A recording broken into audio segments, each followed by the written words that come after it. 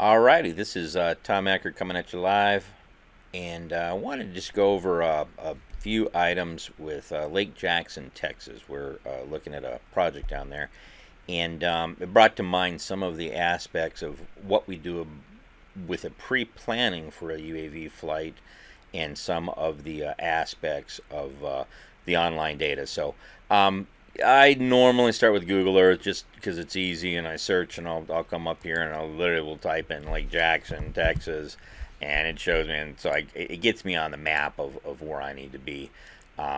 Jumps out there, and so I'll realize, okay, we got Gulf of Mexico.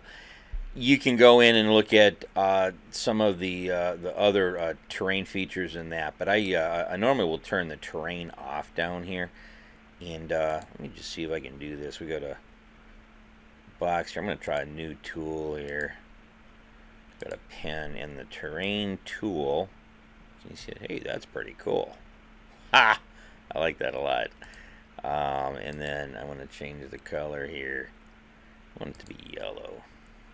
You can't see any of this stuff. I wonder if you can if I bring it down. Okay, so this is Camtasia I'm using. Just I don't want it to be a Wizard of Oz black box, but huge fan of Camtasia. It screencast with Autodesk is nice, but I get some sweet little screen draw action here. So anyway, I will say that remove that once I grab the Google Earth image. Because we're in Pro, I'll save out the max resolution. It just grabs an image there. I'll call it vicinity. It helps. Then I'll go into our project area and I'll start zooming in. I really want to dial into a particular area here as we were looking at it. Never been to the city. Anxious to go down there and do some flying. But I also, as I'm looking at it, I'm seeing that there are some issues with drainage, and don't know the specifics, but you can get a lot of answers just by looking at it. And I'm saying that's probably somebody's backyard culvert, because that has got quite a swale going on, and then there's also something going on back here. So I'll pick up on the swales, just eyeballing the aerial imagery and say, you know what, I bet this is an area of incidence right here. And I'll drop a pin on there, and I'll just, whatever you want to call it. I will call this, we'll call it Tommy 1, just because I like to mess around, and I'll put question mark. You can have all kinds of pictures attached and that, but we won't go too crazy. It does have the lat long on there.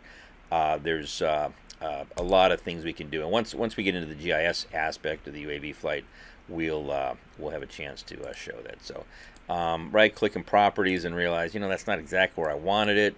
I wanted it here. It updates it, grabs the lat long, and hit OK. Now I will right click and I will save place as. It'll go into a file here, this KMZ file, and I'll be able to ship that. And I'm starting to do some collection, just brainstorming around, but anyway, Tommy 1 becomes that. So next step after I'm out of Google Pro, I always Global Mapper. By far my favorite software on the planet. Sorry guys with Autodesk, but Global Mapper is just the sandbox that I have to start with to get my mind in shape. So here's an area of interest that we're looking at, and one of the aspects that I really enjoy with Global Mapper is this image came in, and it was a projected world reference file. We're already in state plane coordinates, Texas South Central, and it's a georeferenced geotiff. And so then I'll go out and I'll download some online imagery. There are all kinds of road maps and terrain maps and DEMs and that, and I will normally start with the Aster 1 arc second resolution on the DEM. I'll draw a box. A lot of times you just say, hey, look, we've got a specific box. I want it to be right there. Hit OK, drives the lat long and puts the frame around it. You can play around with the GIS metadata as well as that. As soon as I hit connect, I get it out of the screen, it brings it in and puts it on a layer here. Just want you to see what it looks like native. I'm going to pop that up there. minimize it, and we're doing some layer controls. One of the cool things, I just absolutely have to do this, is this is the swipe tool. It's up here, and when you grab the edge and you bring it down, and you can just take a little sneak peek. So like, I wonder what this. So look at so like right below where the cursor is, this blue down here. It's lower, you know, it's 5 feet, and so you're going, oh, things that are going to suck. There's a pond right there, I bet. Let's go over here to this side. Look what's happening here. Is that on the digital elevation data, and right in here, and wow. Okay, so we have an issue. What I'd like to do is maybe zoom in here using this is an option. And let's cut a quick profile through this. This is going to be nuts. You're going to like this. Oh, not measure, sorry. Yeah, okay, whatever. I want a quick profile. Yeah, whatever. And you click on here. You zoom across here. And all of a sudden, well, sure enough, there it is. We've got something that's going down to probably 4.6 feet elevation in the bottom of that pond. We're at 6.83 in the bottom of this pond. And so we do have something. This is the top of bank. It's coming down, and we're looking at it and going, okay, area of interest here. So we can start marking it up if we want. I will normally take this and export this out into Civil 3D so that I'm sucking in the DEM and using a comparison surface. One important thing to do, though, as you might have seen, is then send this to the back so we're walking in the streets area. And then once we do that, I think I'll go back to Google Earth and say, you know what, there are some issues here. So we got our one Tommy, and I'm going to hit R to get it rectified. And the first thing I do using Earth Point, they're not paying me to say this yet, but when I click on Earth Point Topo Map, I can't help but get excited about the U.S. quadrangles that come in and the elevation difference of the original GPS Topo Map. And sure enough, look what was happening here. We had a pond. We had a contour of 15. It comes down in here. Here's the contour. And you had a slope that's come in. Now this development would have been raised. This has all got some good natural flow to it. But we're talking about the low point right here. Now just pulling on the contour. I got a contour line of 15 feet above sea level. And some of the intersections were at about 13.5, and so we're going to be bringing in all the FEMA information, all the flood zone information. We're going to be looking at elevations, but I want to also make sure that you're getting a good taste of the information that's out there. I'm doing this from Tulsa, Oklahoma, and I am many hours away, anxious to get down there and really see what we've got in front of us. But so let me get rid of the topo map real quick and show you something else that I use with Earth Point. I pay them $5 a month, and not for always, though. I don't believe I'm going to be paying them. Pretty soon I'm going to go on commission, and I want everybody to be using Earth Point. On the Texas survey, it says there are 4 abstracts in view, and I come out here, and I say, well, what abstracts are in view? And all of a sudden now, I've got the original surveys, and this particular one is a Grossi survey, it looks like. All right, jump back in. So these are all the surveys, and it looks like that our area of interest is going to be contained in one survey. And so as far as pulling the GLO land records and independent resurveys, the points themselves will all be tied to the subdivisions, and that will grab from the appraiser and the assessor. And so we don't have to worry about the cadastral nature because it's all contained in one survey. So that's a good thing. But again, that's just before we even get started, because when we're looking at this data, now it's going to matter. Right now it makes a reason. And I was real curious. I said, okay, I understand why we're looking at this. And then I see what is going on with this little thing here.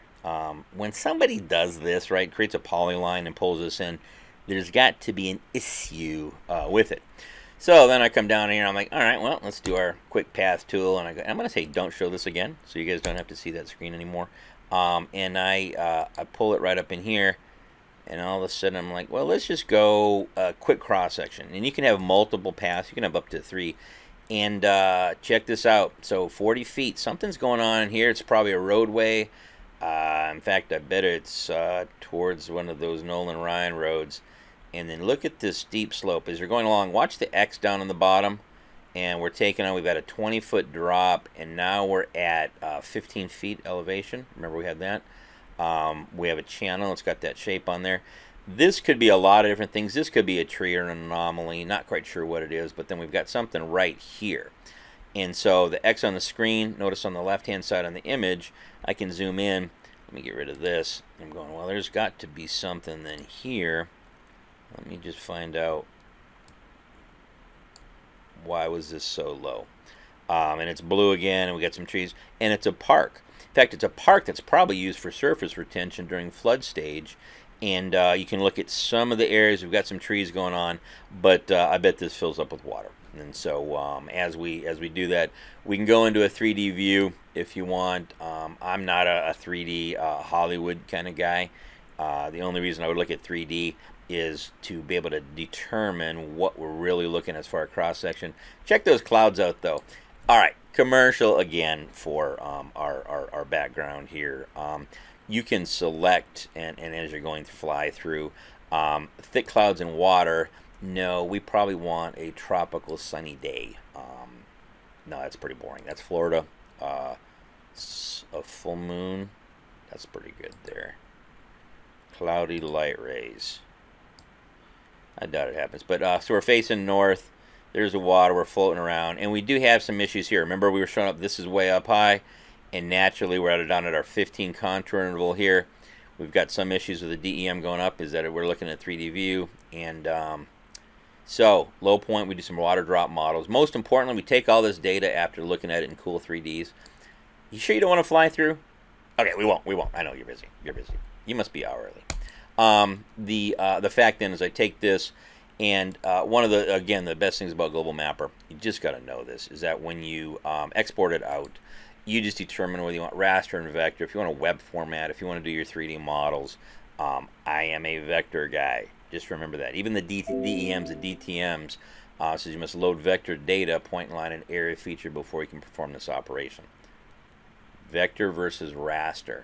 Most of the surfaces being produced with UAVs are raster images with vector contours laid over them. And so just pulling in the contours are going to get you halfway there. But the reason I use Global Mapper is it will import and open up insane amount of data files. When you look at the file types here, whether you're Carlson, this is just the C's and the D's and E57 3D images you're scanning in your data. All this, it's amazing. So bring us your tired, your poor, your huddled masses of point cloud data, raster, vector, imagery, you name it, and we're going to be ready to go. So Chapter 1 of input data, we are speccing out the UAV parameters for a flight from municipality, Gulf Coast of Texas. Looking forward to it. Stay tuned.